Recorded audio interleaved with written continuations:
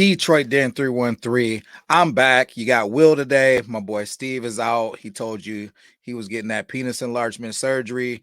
The boy is letting that thing heal up. He's coming back to the show with a hog. Anyways, now Steve's out.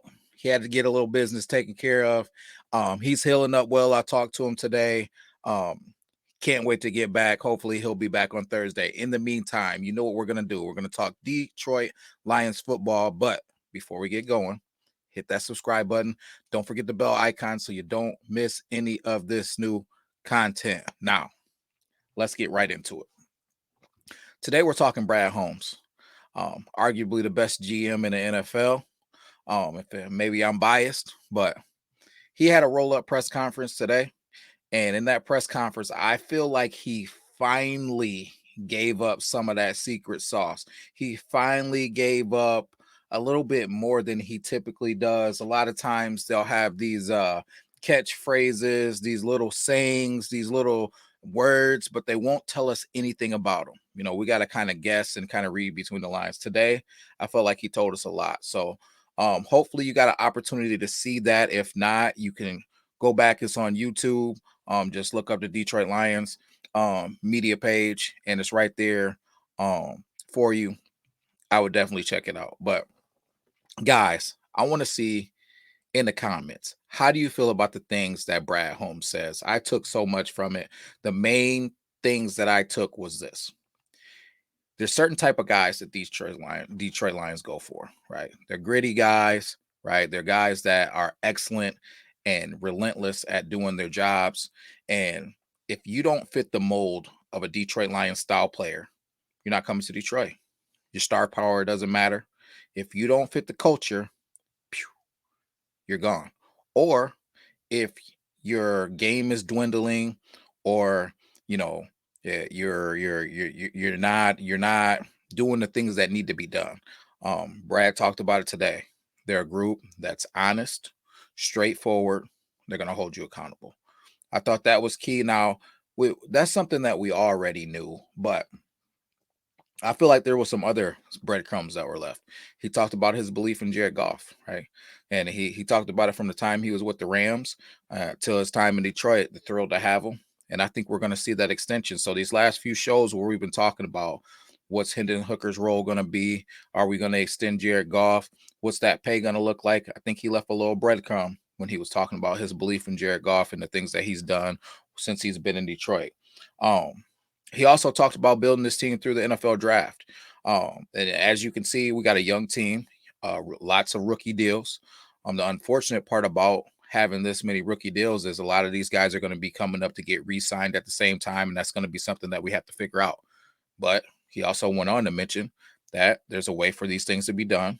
They're going to have to evaluate each player, and we're going to have to work through those deals individually and do what makes sense for the Detroit Lions.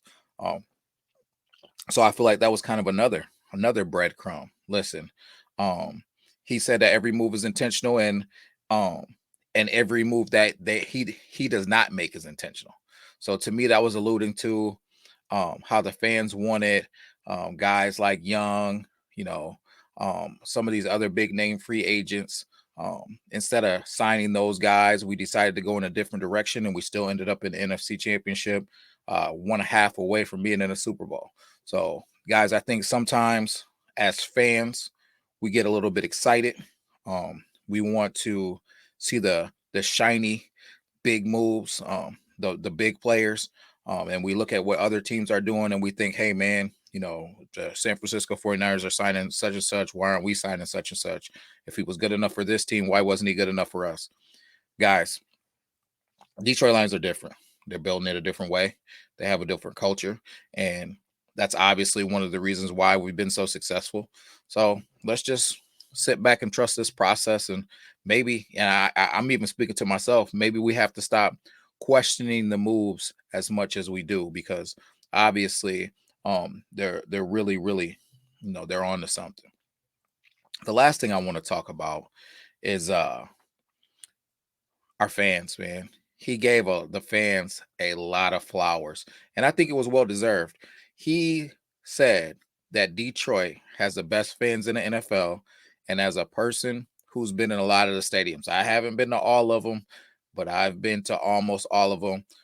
I've been blessed enough to come from a family that's played in the NFL, and also just been close to the game and played it all the way up and through college, and traveled watching my team. So I've seen a lot of home team crowds, and the way that the Detroit Lions were this year, especially for that playoff run, was unbelievable.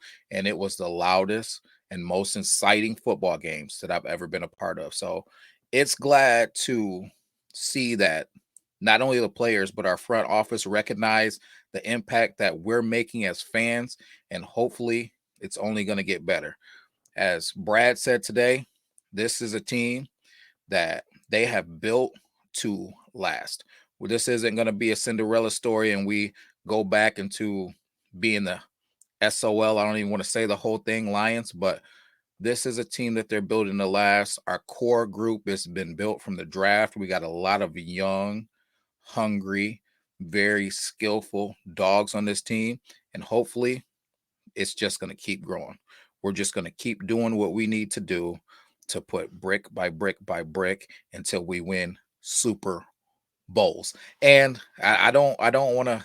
I hate to be the one that's using plural, and we haven't even got the one yet. But hey, Brad was talking about it today, and I feel his energy. This isn't a Cinderella story, guys. Put it in the comments. Do you think this was a Cinderella story?